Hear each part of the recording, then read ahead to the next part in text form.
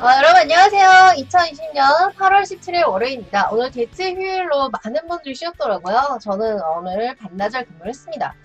오늘은요 정말 핫한 안중역 근처에 물건지 브리핑을 하는 시간을 갖도록 할 텐데요. 여러분 안중역이 개통 일정이 2022년 앞으로 2년밖에 남지 않았습니다. 정말 짧은 기간인데요. 위치는 경기 평택시 안중읍 송담리에 위치하고 있습니다. 그래서 안중읍 토지 투자 가치가 굉장히 핫한데요. 물건지는 안중읍 창내리와 대방리. 그래서 안중 역세권 섹터에 속하는 그런 물건지가 나와서 소개를 시켜드리도록 하겠습니다. 그리고 일단은 보시면 한국 작년 토지 자산이요. GDP는 아시죠? 그래서 Gross of Domestic Product인데 이것의 4.6배입니다. 엄청난 규모인데요. 역대 최고다. 그래서 출처는 매일경제 2020년 8월 16일자 아티클을 제가 출처를 했고요. GDP 대비 토지 자산 비율을 보시면요. 이렇게 우상향으로 올라가는 것을 보실 수 있습니다. 하늘색의 토지 자산 규모인데요.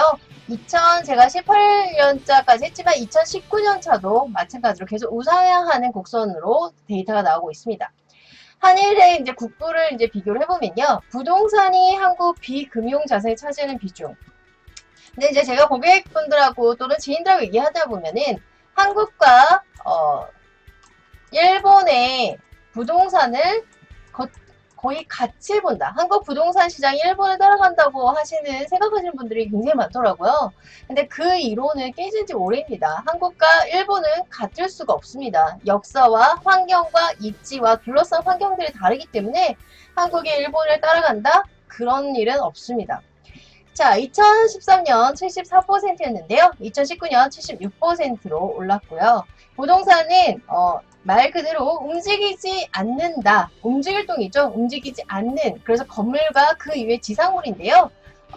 토지와 그 지상물이죠. 토지와 그 이외의 지상물들을 부동산이라고 하는 개념입니다.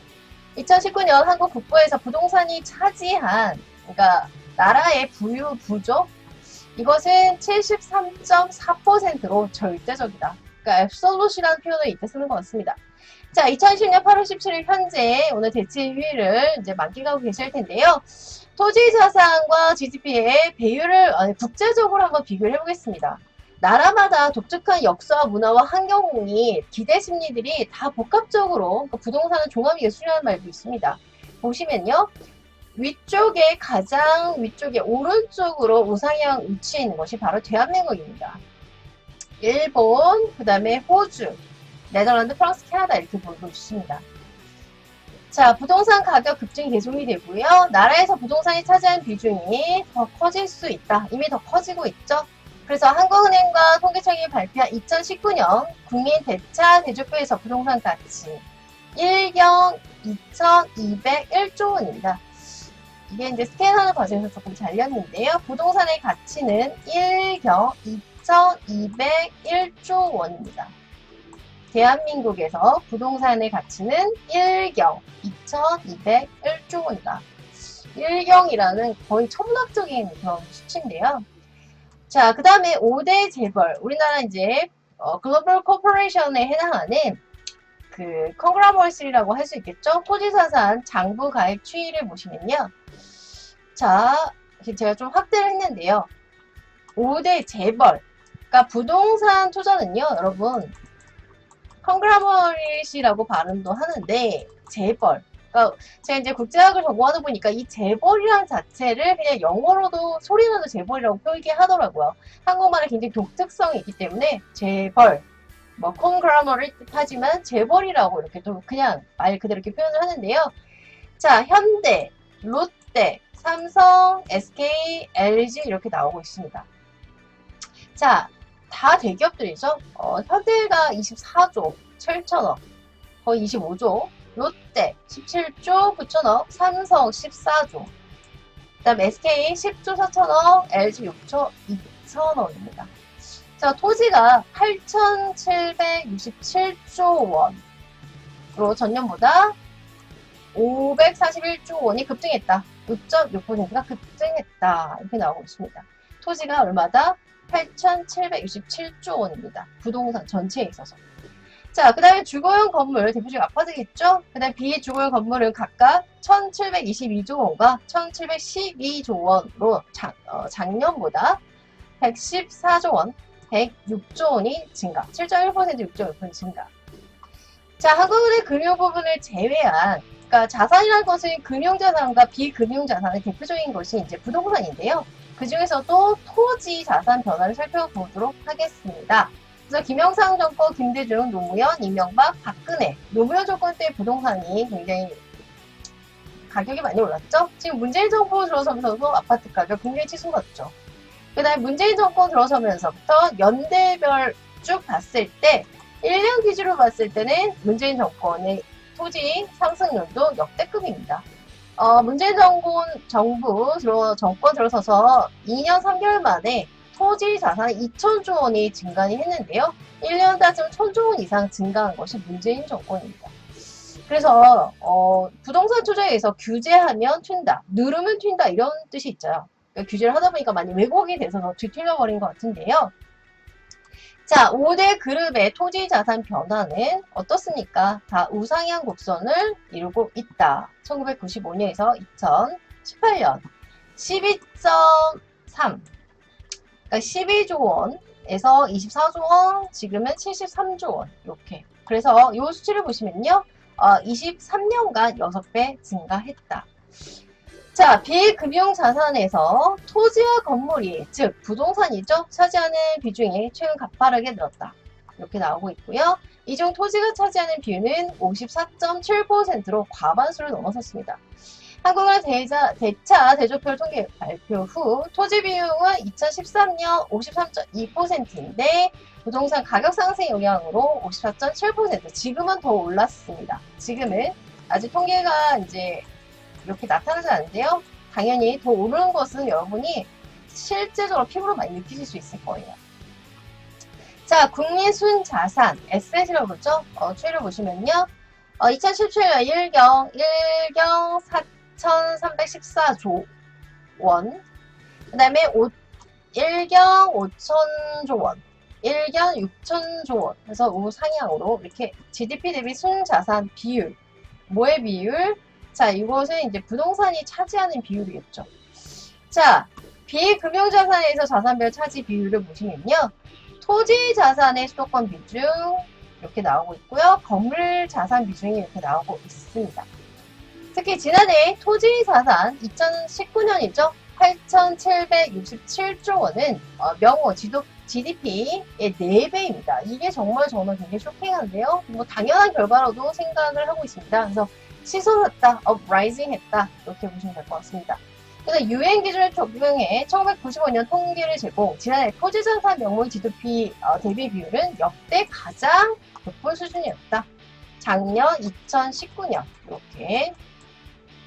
지금 2020년 살고 있는 이제 우리가 이제 상반기를 마무리, 아직 하반기가 끝나지 않았기 때문에 2019년 기준을 했을 때 토지자산의 GDP 비율은 역대급이다. 가장 높은 수준이다. 자, 건물 가치는 3,334조 원으로 GDP의 1.8배이고요. 토지는 4.6배라는 요것도 상식적으로 알아두시면 좋을 것 같습니다. 건물의 가치는 뭐 감가상각이 또 되는 거죠.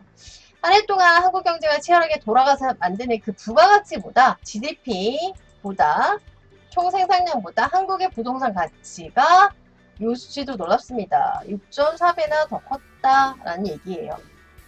자, 오늘의 브리핑은요, 안중금, 이렇게 땅에 대해서 땅의 가치와 투자 가치가 상당히 커지고 있는데요.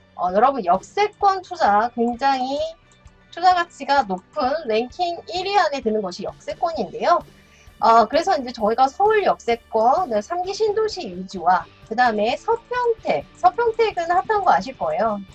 7월 4일자로 신영리 일대가 토지거래 허가 구역을 묶였습니다. 근데 이제 이쪽은 묶이지 않은 안중역 개통이 또 핫한 게 2022년 개통이에요. 그래서 투자 가치 앞으로 2년 바라보시면 되고요. 안중 창내리, 안중 대반리, 그 역세권 섹터에 들어가는 것입니다.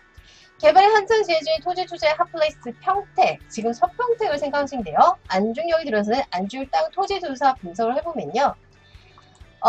평택시 인구는 지금 50만을 넘어섰고요. 이제 70만을 목표로 하고 있는데요. 평택시의 적극적인 개발 노력, 그 다음에 서평택은 3기 신도시는 아파트, 대우도시라고 생각하시면 되고요. 신도시가 들어간다 생각하시면 되고요. 서평택은 이제 기업단지가 일자리가 들어간다. 메인이 일자리라고 보시면 되겠습니다. 그래서 대기업 삼성, LG 기업의 있죠. 고도국제도시는 뭐 삼성의 도시라고도 말을 표현할 수 있겠는데요.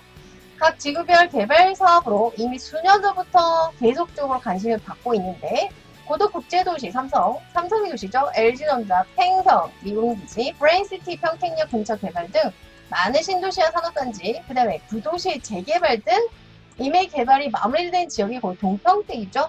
그 다음에 아직도 활발한 곳이 서평택이라고 생각하시면 될 것 같습니다.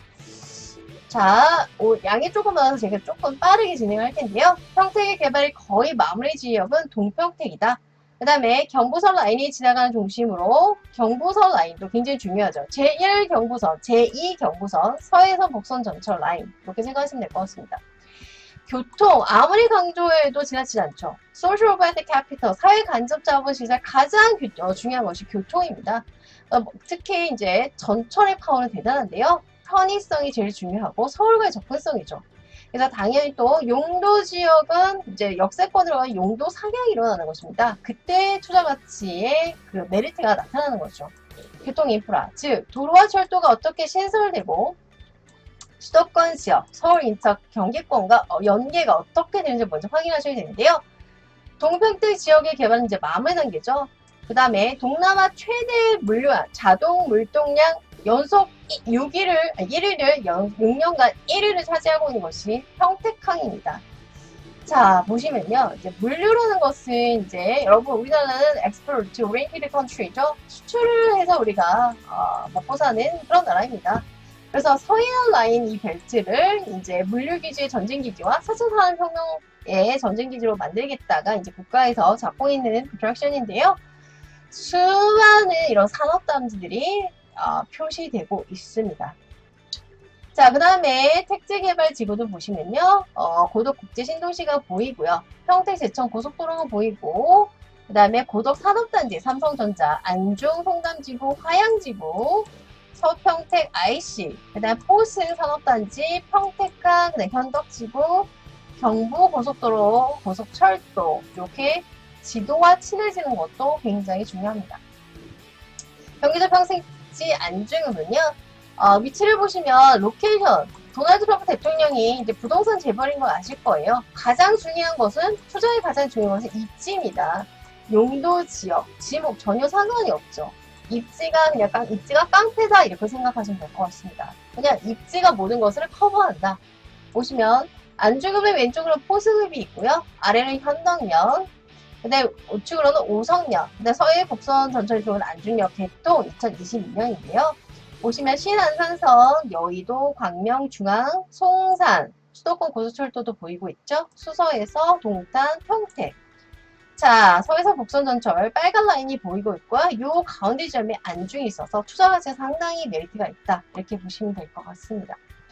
중국과 최단 거리는 동북아 물류 거점 재생산하기 위해 한창 개발이 이루어지고 있고요. 평택과 확장 개발이 어떻게 진행에 따라 포승읍도 앞으로 미래 가치가 굉장히 달라지겠죠. 자, 지도를 보시면요. 여기 안중음이 보이고 있고요. 여기에 보시면 빨간 글씨로 빨간색으로 한번 볼게요. 여기 안중역 거의 센터에 들어가 있다. 센터 송담지구 보이지고 화양지구 보여지고 있고요. 평택 순환로로 보여지고 있고요. 안중역세권 개발 섹터 지역이 이렇게 표시가 되어 있고요. 그 다음에 주변 토지에 해당하는 것이 이제 대방리, 삼정리 이렇게 보이고 있습니다. 현덕지구 개발이 다시 이제 재개가 됐죠. 그래서 투자자의 관심을 다시 받고 있는 현덕면과 팽성 미군기지와 매우 가까우며 평택에서 안중역까지 산업철도가 지나가고요. 앞으로 오성역으로 이름이 바뀔 창내읍도 오성읍도 기대감이 크다. 그러니까 교통 인프라가 가장 중요한 것인데요. 서울을 태양이라고 생각하시면 빛나는 태양이라고 생각하시면 될 것 같습니다. 보시면 경원선, 경춘선, 경의선, 경인선, 중앙선, 여주선, 경부선 라인 핫하죠. 이렇게 보시면 될 것 같고요. 평택 안중까지 여의도, 화성, 송산, 그 다음에 화성, 향남, 평택, 안중 소요시간 53분으로 이렇게 표기가 되어 있습니다. 자, 그래서 주거, 산업, 교통, 관광, 인프라 주로 산업 쪽이죠. 국제 관광 도시로 개발이 된다. 그래서 들어가는 곳을 보면 거기서 국제도시, 평택항 관광단지, 차이나, 현덕이죠. LG전자, 삼성, 황희 경제자유구역, 미군기지, 역세권 이렇게 보시면 될 것 같고요. 보시면 안중역 이렇게 되어 있고 여기서 보시면 여의도까지 50분이다 이렇게 표시가 되어 있습니다. 서해서 복선 전철이 개통이 될 때 서평택과 여의도까지 기동시간 완전 단축이 1시간 이내 거리다. 그러니까 킬로미터보다는 교통편이 얼마나 대중교통이 편하느냐, 특히 전철의 파워는 엄청납니다. 전철이 개통이 되어 있는지 안 되어 있는지, 연계가 서울과 되어 있는지 아닌지가 투자 가치의 가장 바로미터라고 해야 될 것 같습니다. 중심 기준자가 될 수 있을 것 같고요. 평택항과 평택역을 잇는 신설 노선이 개통이 되면 평택항의 수로, 철도, 도로를 통한 육로의 인프라, 평택은 물류 핵심 기지로 거듭날 것이다. 왜냐면 서해안 벨트 라인이 앞으로 중국, 인도, 동남 이쪽 아시아권을 향하기 때문입니다. 평택 지역의 도로를 보면요. 38번 국도가 있고요.